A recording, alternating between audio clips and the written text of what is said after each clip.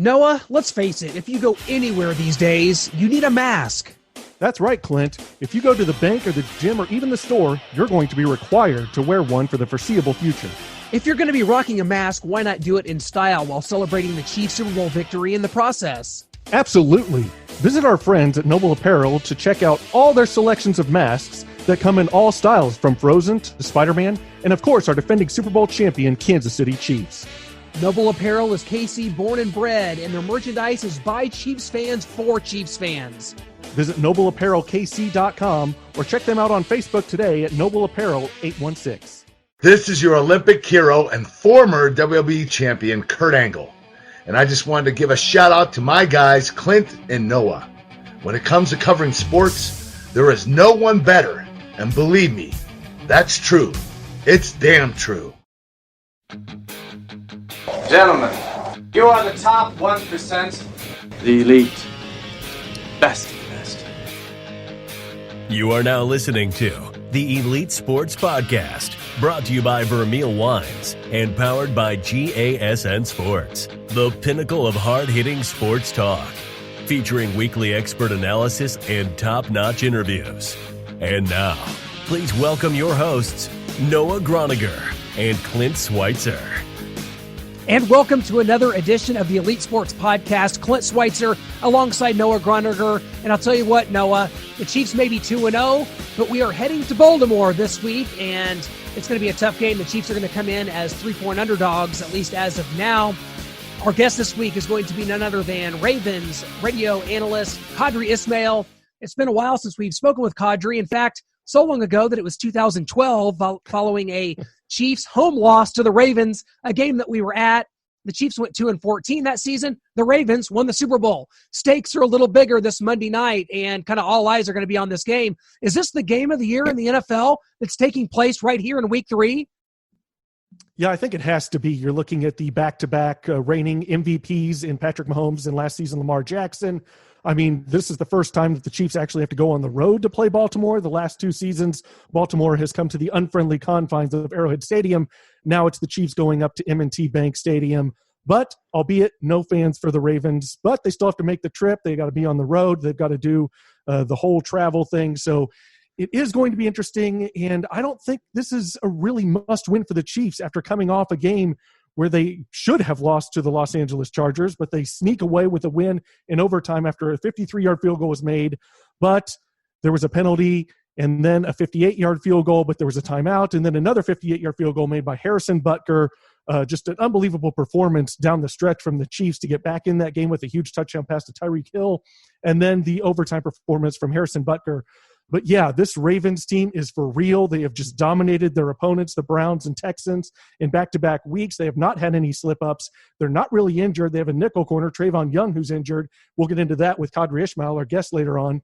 But the Ravens are going full bore, so this is going to be a real tough one for the Chiefs, having to go on the road and face this tough team. Patrick Mahomes will play in an NFL game as an underdog for just the 7th time coming up here on Monday night. I think all eyes are going to be on this game. We've seen ratings down in the NFL, and I think that's about to change because honestly, maybe people were a little reticent to jump into these games and think about the no fans, and maybe the emotion wouldn't be there. But I'll tell you what, through 2 weeks, I'm all in. I mean, I got Red Zone channel now available on YouTube TV, which is a godsend. I've waited for that for years, and I feel like as a YouTube TV subscriber, things are just falling into my lap. Maybe they should be a sponsor. That's how much I'm enjoying the YouTube TV. But through 2 weeks, I'm all in. I think that this is going to be an extremely entertaining season. What we saw Sunday night, Seahawks and Patriots. Man, the Patriots don't look like they're going anywhere. Raiders with a shocking upset of the New Orleans Saints.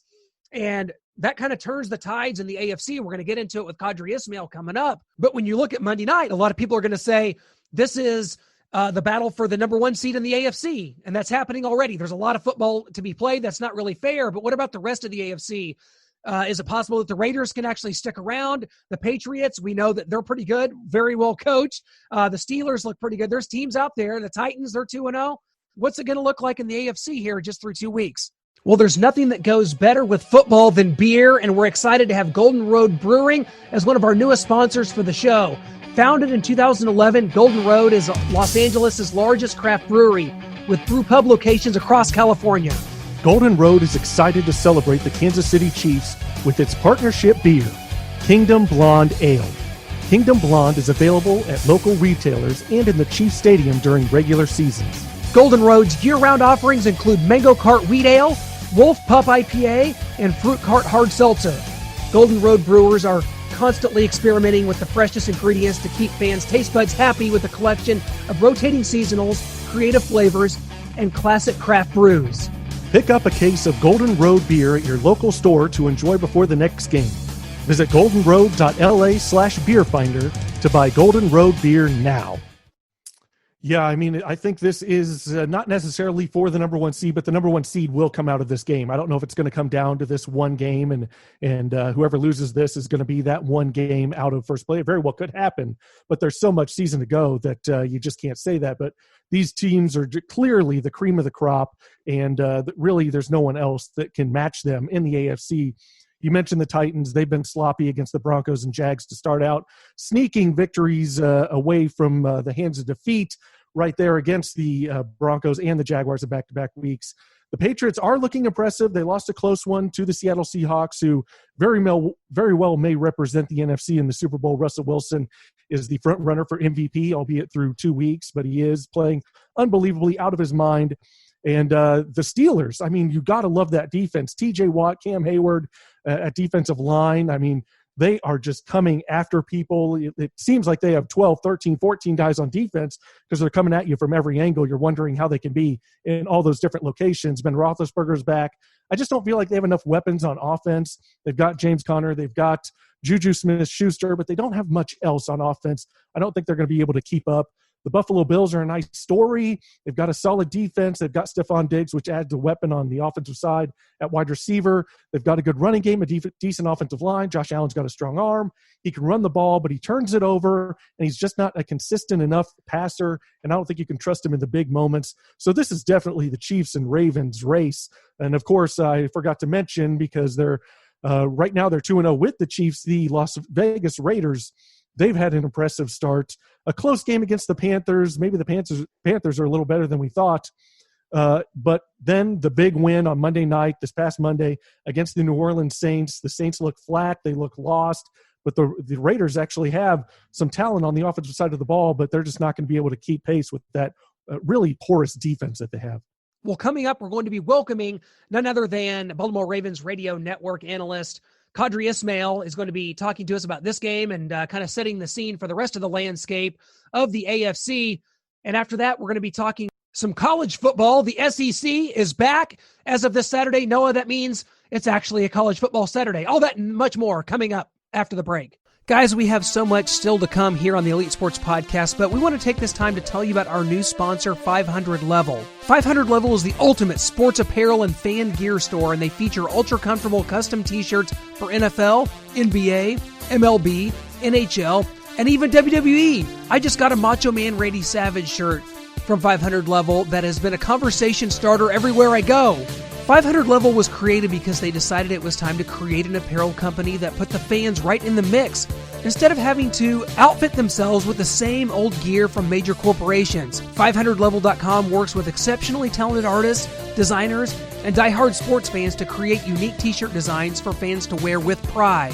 I mean, here in Kansas City, it's time to defend that Lombardi trophy. So stock up in 500 Level's unbelievable inventory of never-before-seen designs for players like Patrick Mahomes, Travis Kelce, Tyreek Hill, or even rookie Clyde Edwards-Helaire. You literally can't find that anywhere else. Use promo code KansasCity20 today for 20% off your order at 500level.com. That's promo code KansasCity20 for 20% off only at 500level.com. Qadry, how you doing, my friend? Thanks so much for hopping on with us. How you doing, man? I'm doing well. Well, I was doing some backtracking, and the last time we had you on was 8 years ago, post-game Chiefs-Ravens. The Ravens went on to win the Super Bowl that year. The Chiefs win it this last year. The stakes are a little higher for this game coming up here on Monday night than they were back in 2012 when the Chiefs went 2-14, man. This is a big one coming up here. Well, I guess the stakes are a little higher for you guys now that you're part of the world champion club. Finally, right? Finally, we took y'all a bit, but you got it done. But no, I think overall, when you look at this matchup, it goes with the coaches first, obviously Andy Reid and John Harbaugh and their history together. And then you look at what the quarterbacks are all about, and Lamar Jackson, Patrick Mahomes, both just phenomenal, talented athletes, great minds as far as the creativity that they bring to the game at the position of quarterback. And then, of course, you got a defense on both sides that when they're on their game, they can play well. So it should be exciting. Absolutely. I kind of wanted to start with that Ravens defense. Talk about the additions to this Ravens defense we've seen in Derek Wolfe, Patrick Queen, and a guy who seems like the prototypical Baltimore Raven defensive lineman, Calais Campbell. Yeah, and I'll say this, that, every year, Eric DaCosta, who is now the general manager going into his second season, I think every year the Ravens mantra is, how can we get better? What do we need to do? What changes do we need to make? And I think part of their mindset was their defensive side of the ball with their run defense. And so, yeah, you bring in a Calais Campbell. You draft a Patrick Queen. You get, a little bit more stout up front. You have Wolf coming in to spell Calais Campbell. And I think overall the speed of their defense, the way LJ Ford has been able to play, the way they've just the back end of it all. I just know Marlon Humphrey, he's just a playmaker. And then you add in Marcus Peters, that I know a lot of Chiefs fans know very well, but you add in, just some guys that just love playing the game of football and playing it well and doing such a great job. I think it just adds to what the Ravens defense is all about. Well, we've seen Lamar Jackson's numbers, completing 77% of his passes. Obviously, John Harbaugh doing a great job using Lamar Jackson just the way he needs to be used, and they're it's paying dividends. But let's talk about the running game. What can the Chiefs expect from kind of this triumvirate of running backs? Gus Edwards, Mark Ingram, and J.K. Dobbins kind of getting the job done on the ground there. What can the Chiefs expect from this group coming up here? And Lamar Jackson, only 99 yards rushing on the season. Is there going to be a conscious attempt to kind of pull back his rushing attempts? Well, I think, one of the things you see with this team is the fact that they had a historic run last year running the football. And so with that, they go out and, again, they get a J.K. Dobbins, who is absolutely a first-round pick, a steal, if you will, for the Ravens to have him land in their lap. You talk about Mark Ingram. I think he's just a phenomenal leader. I think he's a very charismatic guy that, they feed off his energy. And then you got Gus the Bus, who, when it comes to finishing a game, 14 straight running plays, and, the majority of those carries went to Gus. And I think the way in which they utilize this triumvirate, as you say, it's perfect. Now, one thing I look at, when you looked at what the Houston Texans did, they didn't have such a great job, or they didn't do such a great job tackling against Kansas City, and Kansas City had some really big runs. I thought what they did against the Ravens at home was kind of bottle them up in the first half. They had, 40-plus yards, less than 50 yards total. I thought what they did in the second half to really say, okay, enough is enough, and put their thumb down on the Texans, really ram it down their throat as far as rushing the football was kind of what we expected from, a Greg Roman-led offense. So it's not necessarily about Lamar being, this explosive runner only. It's about, I wouldn't even say the word managing, but it's getting everyone involved in the offense. And I think that's what we see as far as Lamar's numbers and what we see from the running game.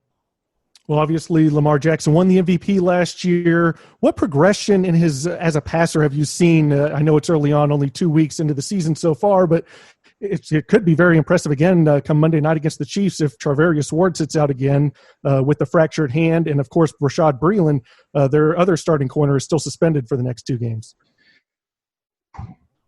Thankfully. I always, kid that, the next man up is, the all important mantra in the NFL, but also the fact that, well, he was the next man, meaning that he wasn't the best man in the beginning of things. And so you got to be, mindful of that. But I think also with Lamar and his progression, we've seen him really just do a phenomenal job with his accuracy. I think he's improved upon it, dare I say. I think his pocket awareness has really stepped up. I think it was, 5 sacks maybe the Texans got on Lamar, which, if you would look at it and say, wow, the 5 sacks, what's going on? I think it was Lamar recognizing, okay, don't make a bad play worse. I think, sometimes you got to, as a quarterback, just bite the bullet. And I think there's some throws that, he can improve upon that I think he would be the first to tell you. But, goodness, he is every bit advertised as far as his work ethic and his progression from last year as a league MVP and continuing on that path. Well, through 2 games, the Ravens look like the team that, through all this uncertainty of the offseason, no preseason, they look like the team most prepared, most ready to go. What do you attribute that to? Because, the Chiefs here, we're eighth year of Andy Reid, coming off of a Super Bowl, a little clunky and a win over the Chargers, but the Ravens look like they're full steam ahead. I mean, what do you think that has kind of led to this fast start for them? Well, I think, we need to recognize this, that anytime you are the defending world champion, you're going to have a mark on your plate. And every game is the Super Bowl for the opposing team. You're just trying to hold on, don't get injured, play aggressive enough, win those games that you're supposed to win, which they did, and make it back to the playoffs. And then it's like, all right, cool. Well, we're back here. Let's do it. Let's make another run. It's incredibly difficult to repeat. And so I think that's that when it came to the Chargers and the way they played and, Tyrod Taylor not being able to play, but you've got your franchise quarterback in the making. He played extremely well. And, I think your kicker is going to have free steak for life. And he has goodness, talk about clutch. I mean, that reminded me of Justin Tucker and what he does for us here in Raven flock country. But, I think, for Lamar and company, their fast start can be attributed to unfinished business. They don't have the Lombardi. They don't even have bragging rights to say they won a game in the playoffs under number 8 at quarterback. So, they're still hungry. They're sure going to have teams, recognizing who they are, but, it's not kiss the ring, recognize who we are. It's, hey, oh boy, this is a good football team. We got to be prepared. There's 2 different mindsets. Absolutely. I kind of want to go back on the defensive side of the ball here for the Ravens. How has that defense felt the loss of Earl Thomas so far this season? And, of course, what kind of impact will it be felt moving forward from the Trayvon Young injury? So the Trayvon Young injury I'll address first. I think that's going to be devastating. I love the talent that he brings to the table. The more corners you can have in a system, the better. I think it is sad that, unfortunately, he's not going to be able to, finish out this year. He's going to be on IR and go through the rehab process of the ACL. And I think Jimmy Smith, who was brought in as a first-round pick at corner, he moves over to safety. He's played a ton of snaps at safety because of the injury and at that nickel spot. So I think that's going to really be beneficial for Wink Martindale and his defense. Now, with that said, you talk about just chemistry. And Earl Thomas, I thought his chemistry just wasn't there. His agenda was about Earl Thomas. And, I think if you know anything about the Ravens and what they like to do, it's them being smart and very strategic when it comes to that team chemistry and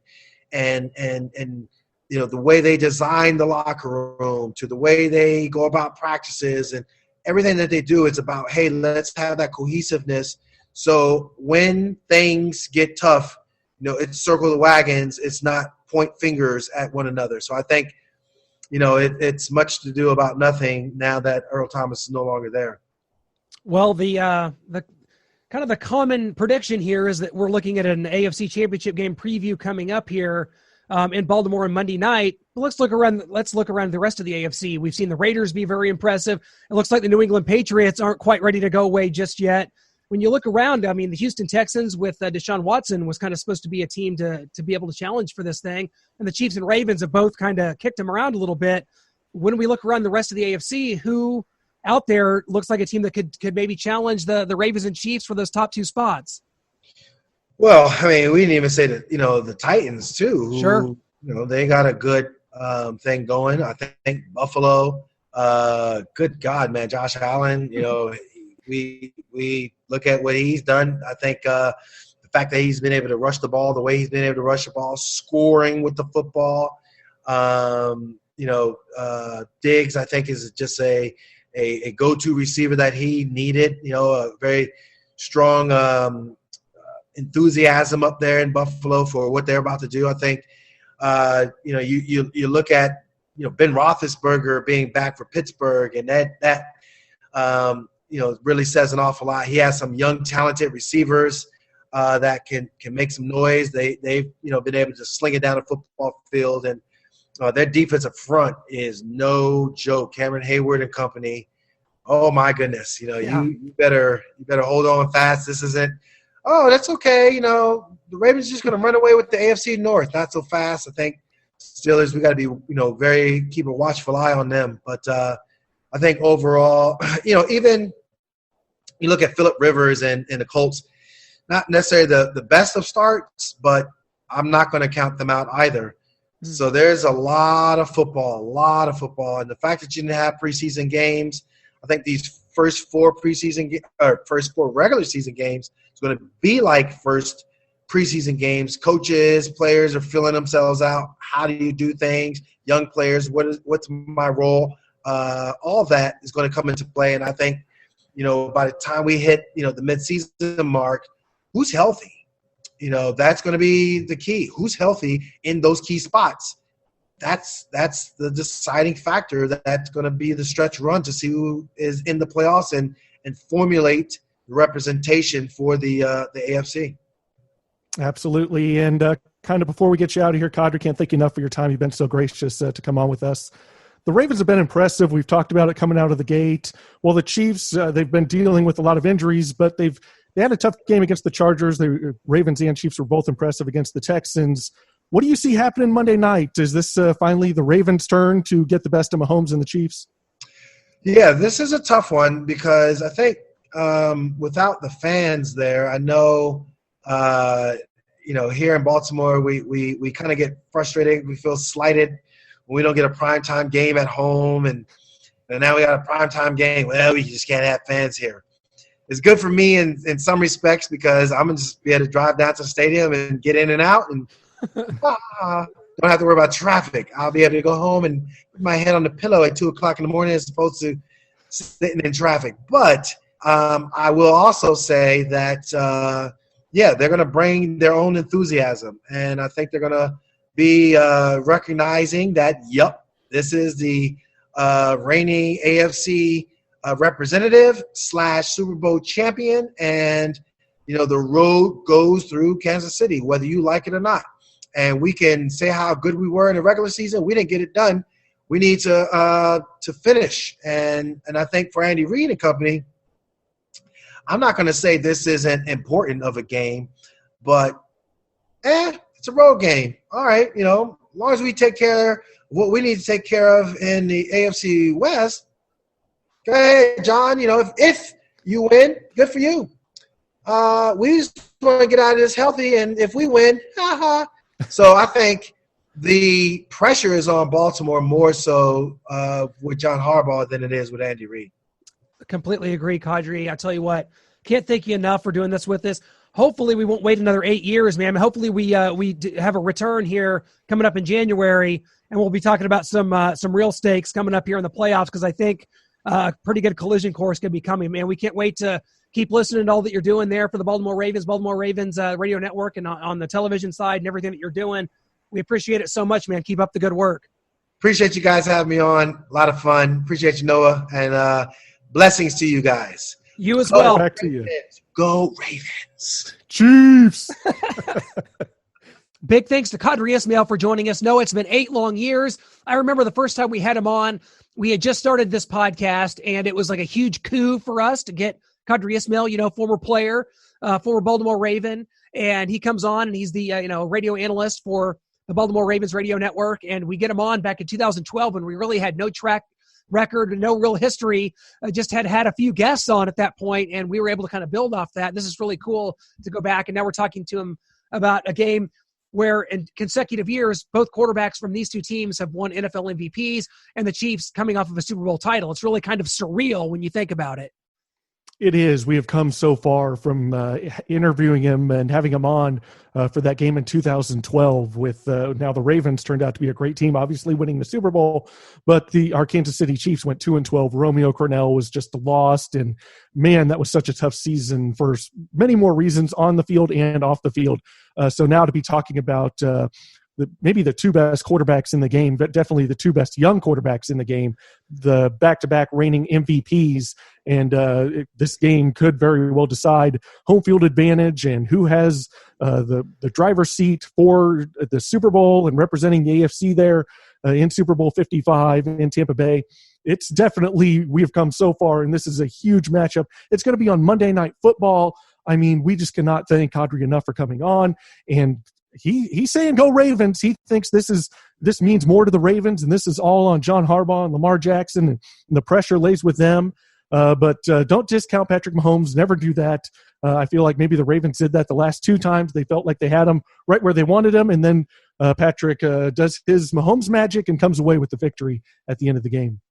Well, with that, the SEC is back, which means Noah, college football is back. The last few weeks have merely represented just a little bit of, of an appetizer to what the real college football season may be. And I think that with the SEC starting play this weekend, things are going to start to feel a little normal, because the first few weeks, Noah, I'll be honest, I haven't sat around glued to the TV watching college football like I normally do. We've had games canceled due to COVID, Baylor and Houston. I think Notre Dame and Wake Forest coming up this weekend also has fallen victim to that. Yeah. Meanwhile, the Missouri Tigers have 7 starters out. 7 players, rather, not necessarily starters, 7 players out due to COVID, playing Alabama, who has no players out. So things are a little wonky here in college football. The NFL has done a great job of keeping COVID away from the National Football League, which is great. But does this weekend kind of mark the beginning of college football for you, or are you still going to need some time to settle in here as some of these matchups come about? I mean, we talked about Missouri, Alabama. We got Georgia, Arkansas, LSU, Mississippi State, Florida, Ole Miss, Kentucky, Auburn, Tennessee, South Carolina, and Vanderbilt A&M. Where are you at with this? Are you ready to go? Oh, I am ready to go. This absolutely marks the start and beginning of the college football season.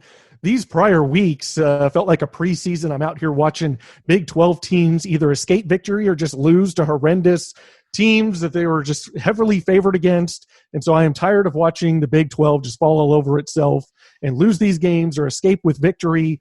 And just the ACC, Clemson running over people, Notre Dame running over people, and just some of these lower team matchups, lower level matchups. I'm ready for some SEC football, the supreme conference in all of college football in the entire nation. I'm ready to see that football get underway, because that is really college football to me. We've been following Missouri coach Eli Drinkwitz on his weekly Zoom meetings, and we're still not quite sure who's going to play quarterback for Missouri. Will it be TCU transfer Sean Robinson or redshirt freshman Connor Bazelak, who injured his knee against Arkansas last year in the last game? Maybe it doesn't matter. Alabama's coming in here, and they're, a 24-point favorite. I like Alabama and the points on that one. Mac Jones and this depth of especially on the defensive side of the ball that Alabama has. And, of course, the offensive playmakers, including Devontae Smith, who I think is – what is he, the next Jerry Jeudy? Is he the next Henry Ruggs? He's the next Amari Cooper? I don't know, but he's one of those, and he's going to be on full display coming up here Saturday.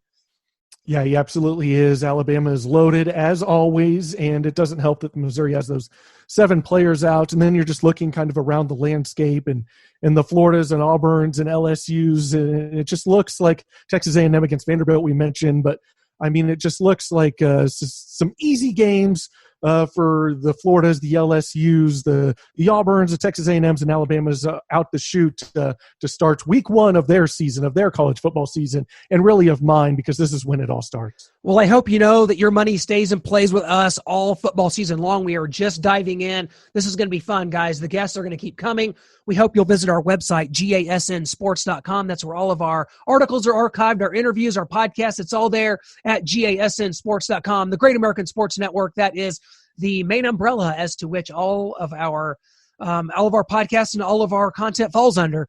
Hope you'll subscribe on Apple Podcasts, Google Play, Stitcher, or Spotify. Again, guys, our sponsors, we can't thank them enough. 500 level, some tremendous custom gear. You heard the commercial. You've seen them around on social media. They are the best. 500level.com. Use promo code Kansas City 20. Of course, Noble Apparel. NobleApparelKC.com. You need a mask. You need a Chiefs mask. Heck, you need a Snoopy or Captain America mask. They got it at Noble Apparel. NobleApparelKC.com. We can't thank them enough. And of course, our new sponsor, Golden Road Brewing. Everybody is out there. It's football season. You want that Kingdom Ale. You see it in the stores. You see the Chiefs logo on it. You see the championship logo. Guys, Kingdom Ale, celebrate all season long when you're watching Chiefs games. Get a case of it, whether you're at Hy-Vee or any other local vendor. Kingdom Ale, Golden Road Brewery. We can't thank all of them enough. Noah, this has been tremendous. We will be back next week, and we will be talking about the week that was, as college football and the SEC, the collision course is finally occurring, and we will be breaking down Chiefs and Ravens and looking ahead to what's coming up next year in the NFL. Noah, it's been tremendous. Thank you guys so much for joining us right here on The Elite.